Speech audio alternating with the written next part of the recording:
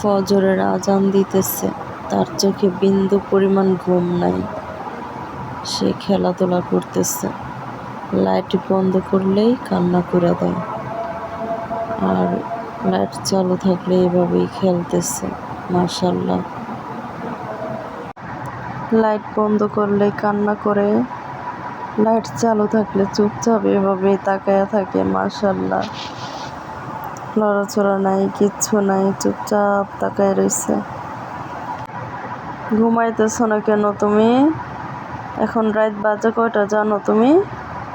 ফারিস, আম্মুর চোখে অনেক ঘুম, তুমি একটু ঘুমাও সোনা বাবা, একটু ঘুমাও। ফারিস প্রায় 1.5 ঘন্টা জাগনা ছিল। 1.5 ঘন্টা পরে এই যে এখন সে ভাব লইয়া ঘুমাইছে।